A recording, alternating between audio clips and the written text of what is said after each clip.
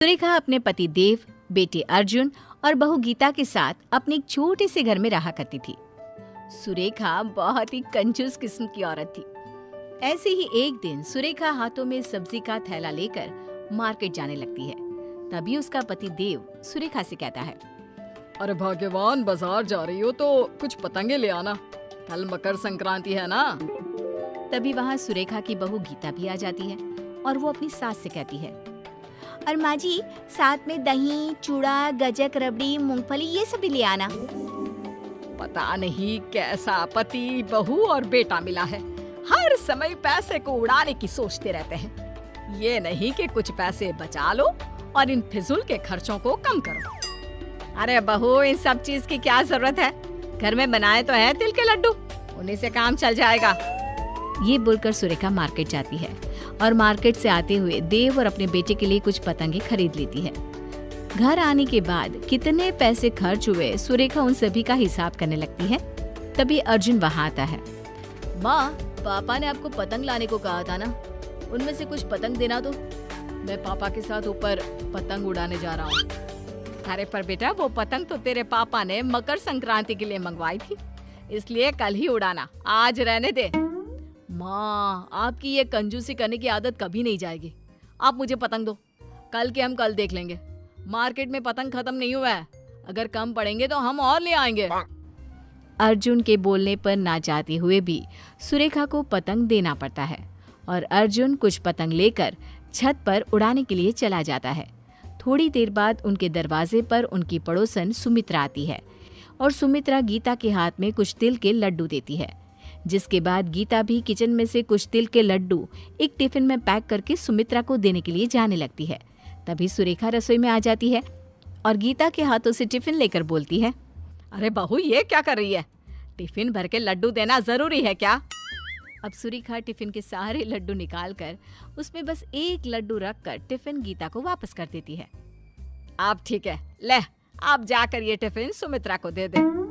पर माँ जी, उन्होंने हमें इतने सारे लड्डू दिए और हम उन्हें ये एक लड्डू देंगे, अच्छा थोड़ी ना लगेगा। अरे तो क्या हो गया, उनके घर में भी तो लड्डू बने हुए हैं ना। और अगर इसी तरह टिफिन भर भर के तू पड़ोसियों को लड्डू बांटने लगेगी तो सारे लड्डू खत्म हो जाएंगे। फिर तेरे ससुर और तेरा पति दोनों कहेंगे, लड्डू तो तुमने दिया ही नहीं, अब हम अपने स्टाफ को क्या दें? इसलिए इतना ही काफी है, जा आप दे दे। एक काम कीजिए माँ जी, ये लड्डू आप खुद ही सुमित्रा आंटी को दे दीजिए, मैं नहीं जाने वाली।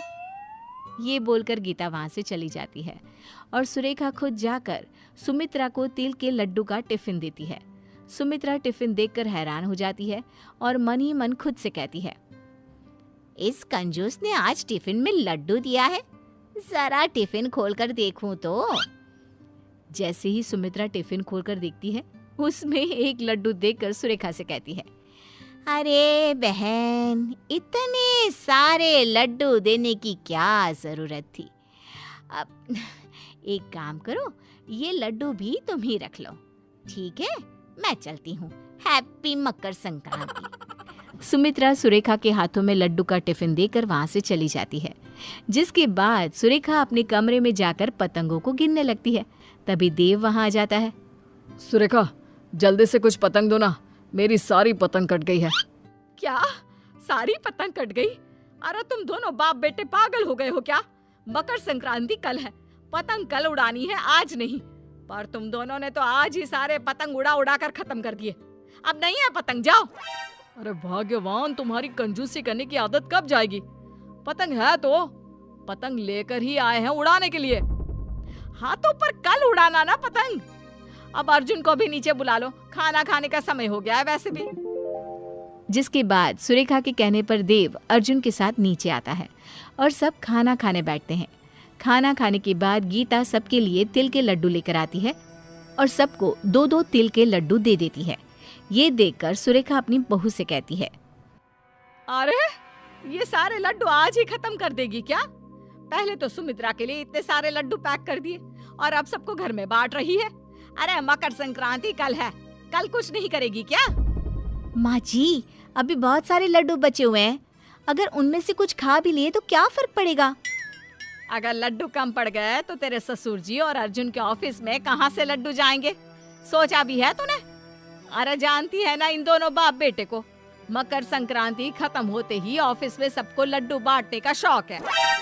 माँ जी हद होती है कंजूसी की भी। ये बोलकर गीता वहां से अपने रूम में चली जाती है। सुरेखा भी मुंह बनाकर अपने कमरे में चली जाती है। अगले दिन मकर संक्रांति का दिन होता है। सब लोग जल्दी से नहा धोकर तैयार हो जाते हैं और मकर संक्रांति मनाने लगते हैं। कुछ देर बाद देव, अर्जुन और गीता पतंगबाजी के लिए तैयार हो जाते हैं, जिसके बाद गीता सुरेखा के पास जाती है और कहती है, माँ जी आज के लिए पतंग खरीदी थी ना, अब तो आप हमें पतंग दे सकती है ना, ताकि हम छत पर जाकर पतंगबाजी कर सके। हाँ हाँ देती हूँ। ये बोलकर सुरेखा पतंग लेने के लिए जाती है, जहाँ उसने अपने 2 पालतू तोतों को रखा होता है। उन तोतों को देखकर सुरेखा खुद से बोलती है, सबको पतंग उड़ाने की पड़ी है, पर कोई एक बार भी इन बेचारे पक्षियों के बारे में नहीं सोचता जो खुले आसमान में उड़ रहे होते हैं। पतंग उड़ाने की वजह से न जाने कितने पक्षी घायल हो जाते हैं और अपनी जान से हाथ धो बैठते हैं। पतंग उड़ाने के लिए सब पूरी तरह से तैयार हो जाते हैं और अपनी सेफ्टी भी कर लेते हैं ताकि उन्हें चोट ना लगे, पर पक्षियों के बारे में कोई नहीं सोचता। ये बोलकर सुरेखा सारे पतंग लाकर गीता को दे देती है। तभी वहां देव और अर्जुन आते हैं और कहते हैं, क्या कर रही हो गीता? हम कब से तुम्हारा छत पर इंतजार कर रहे हैं और तुम हो जो पतंग लेकर नीचे खड़ी हो। अच्छे से तैयारी कर लेना। हाँ हाँ भाग्यवान, पूरी तरह से तैयारी कर ली है, कुछ नहीं होगा हमें अब। चलो अब। मैं आप सबकी नहीं, उन मासूम पक्षियों की बात कर रही हूँ जो बोल भी नहीं सकते।